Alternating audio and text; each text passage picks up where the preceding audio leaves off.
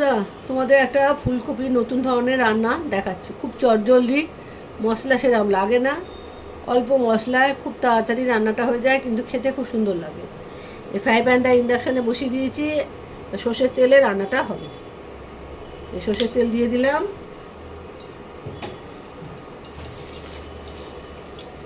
ইন্ডাকশানটা চালু করে দিলাম। তেলটা গরম হোক, তেলটা গরম হলে এবার ফোড়ন দিতে হবে। ফোড়নে দিতে হবে 5 ফোড়ন, অল্প করে, বেশি নয়, আর হিং, এই দুটো ফোড়ন।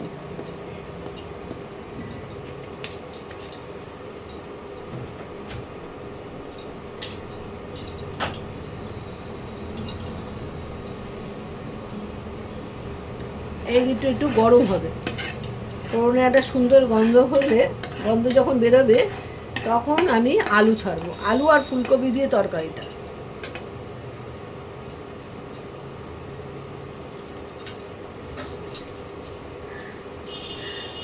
আলুগুলোকে ছোট ছোট করে কেটে নেবে, আর ফুলকপিগুলোকেও ছোট ছোট করে কেটে নিয়ে গরম জলে ভাপিয়ে নেবে। কেন ফুলকপি না ভাপিয়ে রান্না করাটা ঠিক নয়, অনেকের অনেক রকম প্রবলেম হয়, সেই জন্য সবসময় ফুলকপি আমি সেদ্ধ করেই রান্না করি।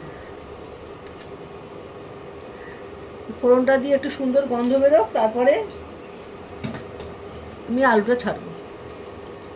তেল গরম হয়ে গেছে, আর একটু হবে, আর একটু গরম হলে একটা সুন্দর গন্ধ বেরোবে। পুড়ে যেন না যায়, পুড়ে গেলে কিন্তু খাবার মানে তরকারিটা একটা বিচ্ছিরি গন্ধ হয়ে যাবে। একটা সুন্দর গন্ধ বেরোতে আরম্ভ করলেই আলুটা দিয়ে দিতে হবে। এই গন্ধ বেরোচ্ছে, এবারে আমি আলুগুলো দেখো ছোট ছোট করে কেটেছি, এরকমভাবে আলুগুলো কাটছি।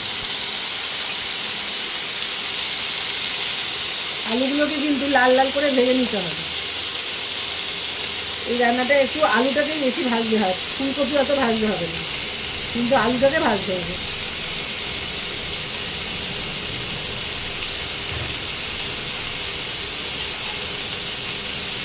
ফুলকপিটাকে এরকম ছোট ছোট করে, এরকম ছোট ছোট করে কেটে তাকে আমি জল দিয়ে ভাপিয়ে নিয়েছি, নিয়ে রেখেছি। আর আলুটাকে লাল লাল করে একটু ভেজে নিই, ভেজে নিয়ে তারপরে ফুলকপি ছাড়ব। এতে কিন্তু মশলা কিচ্ছু লাগে না, কিন্তু খেতে দুর্দান্ত হয়। শীতকালে এই রান্নাটা একদিন অন্তত করে খেয়েও দেখবে বারবার করে খেতে ইচ্ছা করবে। খাটনি কম, অথচ খেতে খুব দুর্দান্ত হয়।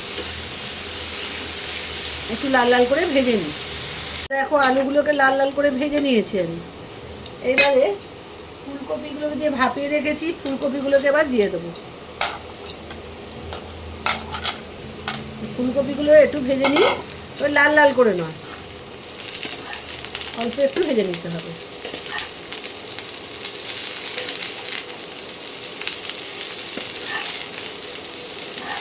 এবার ফুলকপি ভাজলে একটা সুন্দর গন্ধ বেরোয়, গন্ধটা যখন বেরোবে ফুলকপি ভাজা হয়ে যাবে।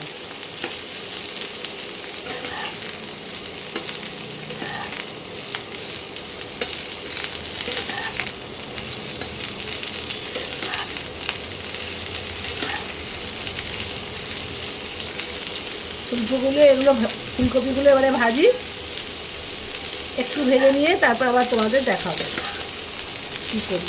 এর মধ্যে কোনো মশলা দিইনি, নুন টুন কিচ্ছু দিইনি, শুধু তেলে দিয়ে ফোড়ন দিয়ে আর ফুলকপি আর আলুগুলোকে একটু ভাজছি। এর মধ্যে আর একটু ভাজা হবে।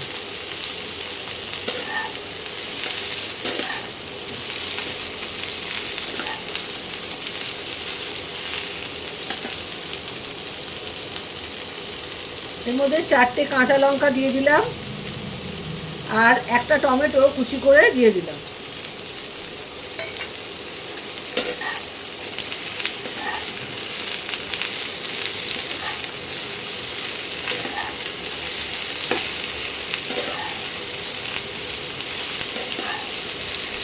এই শুকনো মশলাগুলো আস্তে আস্তে দিতে আরম্ভ করছি।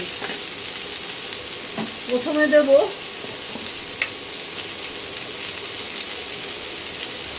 স্বাদ মতো নুন,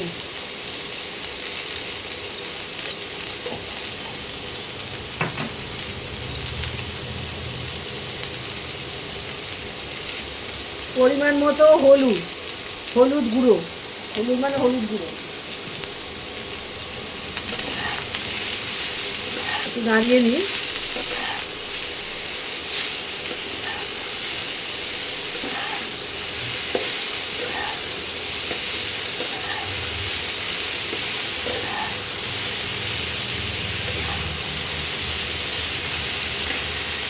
তোমরা যেরকম ঝাল খাবে সেরকম লঙ্কার গুঁড়ো, আমিও সেরকম বাড়ির লোকেরা যেরকম ঝাল খায় সেই মতো লঙ্কার গুঁড়ো দিলাম।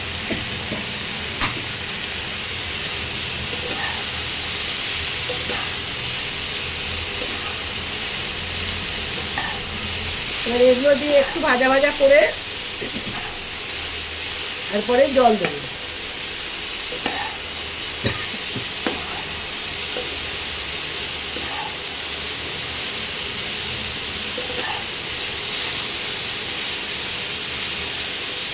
এবারে জল দিয়ে দেবো।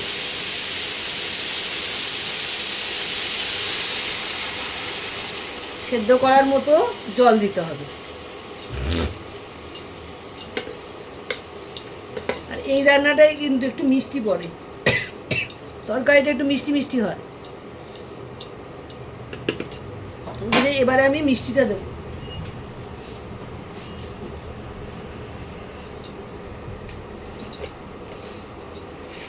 এক চামচ চিনি দিচ্ছি।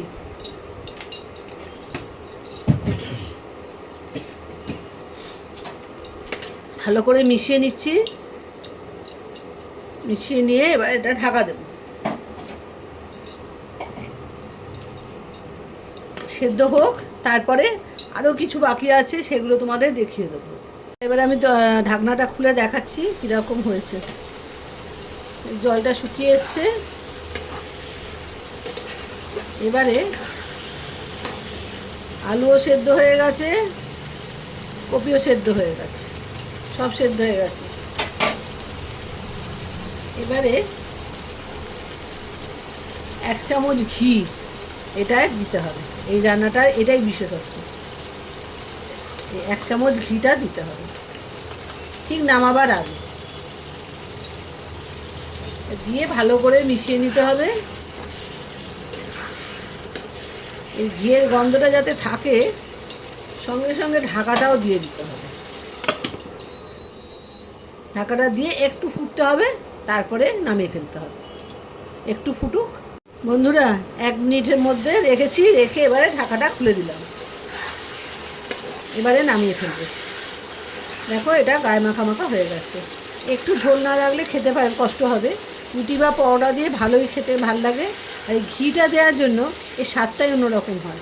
কোনো মশলা পড়ে না, কিন্তু 1 চামচ ঘিতেই এই রান্নার স্বাদটাই অন্যরকম হয়ে যায়। এবার আমি এটাকে নামিয়ে ফেলবো, আর ফোটানো যাবে না। ইন্ডাকশানটা আমি বন্ধ করে দিচ্ছি, নামিয়ে নিয়ে তোমাদের দেখাচ্ছি। বন্ধুরা, বাটিতে আমি ঢেলে ফেলেছি ফুলকপির এই রান্নাটা। দারুণ খেতে হয়, কিন্তু একদিন করে খেও তোমরা, দেখবে বারবার করে খেতে ইচ্ছে করবে। মশলা একদমই পড়ে না, শুধু গুঁড়ো মশলা কিছুটা পড়ে, ওটা না দিলে তো হয় না রান্না, সেই জন্য ওইটুকুই দিতে হয়। আর লাস্টে ঘিটা কিন্তু দিও, ঘিটা দিলেই খেতে এর স্বাদটা দ্বিগুণ বেড়ে যায়। ব্যাস, পুরো ভিডিওটা দেখো আর রান্নাটা করে খেও, বন্ধুদের মধ্যে শেয়ার করো। আজ তাহলে আসি, আবার একটা রান্না নিয়ে তোমাদের সামনে আসবো আর তোমাদের দেখাবো, তোমরাও করে খাবে। Bye bye.